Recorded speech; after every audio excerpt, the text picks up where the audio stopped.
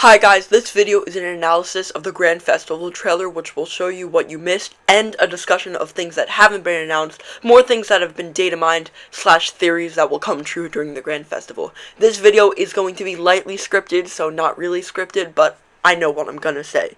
I just wanted to talk about the Grand Festival. I must advise you to click off this video if you don't want spoilers, because I'm pretty sure everything I talk about in this video will happen in the Grand Festival. Now, let's start with an analysis of the trailer, and then a discussion. Second time doing this, so now I guess it will be more accurate. So right off the bat, we're in the little crater place that you come in right when you're about to change your gear and go on the train to board the Splatfest. This is where you are. It looks like the Splatfest is about to commence. And also, there's this little ink trailway, which I think this may have something to do with changing your color in the Splatfest. It also says Grand Festival, which is not the correct Splatoon font. I guess it's specific to this. And I thought that would be like only in Japanese. This exact same thing is also in the Japanese trailer, which is weird because it's in English. But also, this makes even more sense why it's in the crater. Still, the same time, all the deep cut idols are on the same bus with all the idols instead of just one of them like it usually is. You can see this is the little train station that you get on to go to the Flatlands, and the same train station you go on at the beginning of Side Order. All tents, it's super decked up when it was previously empty, so I think that's super cool. Oh, also the Eiffel Tower in the background. Didn't even notice that. And this is all the mascots from, like, the plazas. I don't know. We're about to see Callie and Marie. They're surrounded by pink, a little bit light orange, and blue ink, which means their ink is probably going to be all three of those colors. They look cool as ever, and right now they're performing with green and purple lights. My thing is, they may also be performing with lights of their team color, and I think that might be halftime. After halftime, they'll do that. This is Pearl and Marina. Someone on Twitter actually pointed out that every time we see Marina in a new outfit, she's wearing less clothes, and I think that's too funny not to mention. They're also, you can see the colors of deep cut lights are above them, which means it was also data mined that they're all on a rotating stage. So one idol group is going to perform, then the next one will. And it would make sense that the deep cut light is during the off the hook performance if they're both on the same stage. And you're going to see they're going to come up right now. Yes, in the cool outfit as ever. Also, someone pointed out that Fry was holding Shiver, and I think that's really cute. This is the same stage. There's orange lights for some reason. I still haven't figured that out. It's cool how they do this with the camera angles. This looks to be at daytime, so that means the Squid Sisters are performing during the day. And these are like, I don't know what these colors are. They don't represent anything. They're just random colors, like every color randomly. But what I think is going to happen is that the 3 days leading up to the Splatfest will have these performances. I think it's not going to be Splatfest, but I think it's going to be something else that I'll talk about later in the video when we discuss. Yes, all the idol groups are on this like mini tent stage still in daytime. So I'm assuming they have a lot of songs to sing, considering they're having so many performances. Yes, this is also, I'll wait for the other angle. Yes, this angle shows that it's pretty much confirmed to be a rotating stage. And you see Callie and Marie's lights. I can't find Pearl and Marina's lights. Oh yeah, I just did. Never mind. Okay. And this is all them dancing at nighttime. This will probably be during the halftime performance, because if you guys don't know, Callie and Marie are separated in the first half of the Splatfest, and during the second half they're together, and so is Deep Cut. So I think that's what's going to happen. You can see all the colors this time. The Grand Festival logo looks super cool. This is also the same logo that they use in Japan, but it might change in Japan, obviously. The ink colors, they look a bunch of swirls of everything, but they do look more one solid color than I think it will be.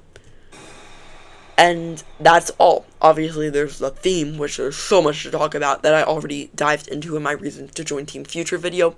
And yes, that's all for the reaction and analysis. Now, let's discuss this. Splat. Now, let's discuss the things that haven't been said outright but are probably going to happen. So first, in the files, there was a codename for Sand. There was like Odin, Sweat, Maple for all these other special Splatfest, but what was just added was Sand in the new Sizzle Season update. And this Sand shows this new plaza with a bunch of new people, which pretty much shows that every single Splatoon character, like in all of the 3 games, are going to be in this plaza. That's kind of what the data said. It said there's going to be like a ton of jellies, there's going to be both Spike and Merch, and yeah, but what the most important thing that Sand pointed to is that there will be a big run correlated to it.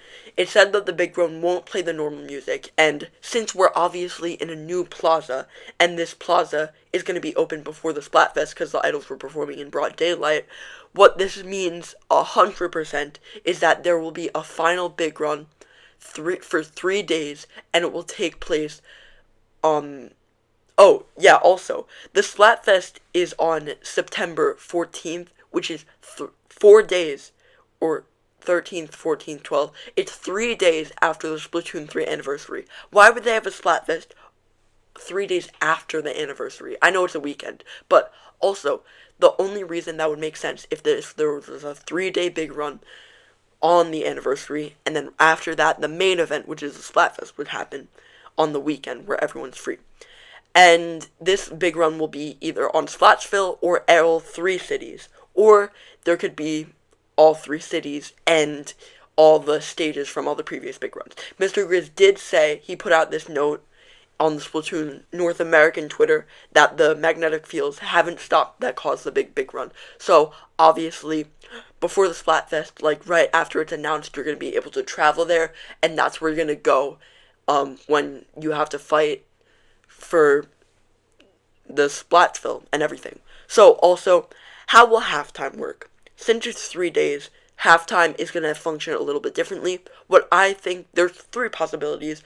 First, it happens in the one half in the Splatfest, and then half the Splatfest is normal, half the Splatfest is tricolor. But I think they're going to want to do something new, so I think they're going to have 2 halftimes, one after the first day, one after the second day, so they can have something new unlocked each day.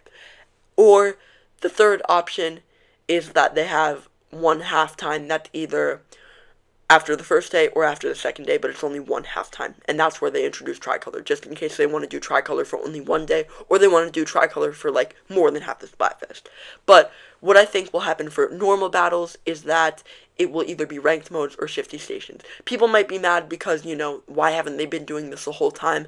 And for tricolor, it will either be it's going to have one major map that's designed specifically for tricolor, and it's going to be crazy good. And it's also going to have randomized of all the other stages. Or maybe it's in a rotation. No one knows yet.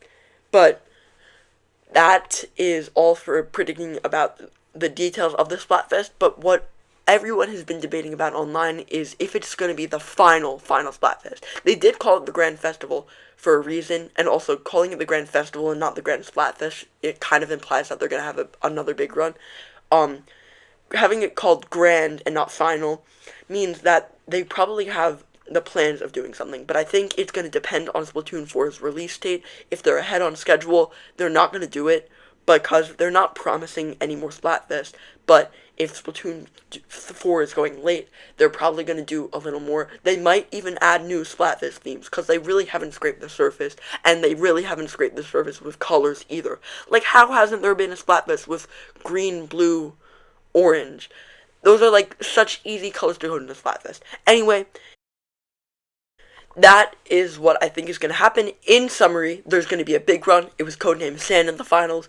There's 3 possibilities for halftime, either halfway through Splatfest like they usually do, or they have multiple. Or they have one that's like a different point of the Splatfest. For Tricolor, they could add a new map, which is definitely what's going to happen, and they're going to remix the old maps.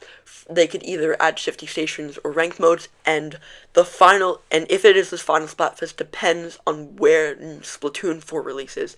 I am kissing Big Man either tomorrow, or I already did it, or it was yesterday, but how did you guys like it, or are you guys excited for it, depending on when this video comes out? Also, on this Sunday, I will be releasing my second best video ever, maybe my best, I don't know.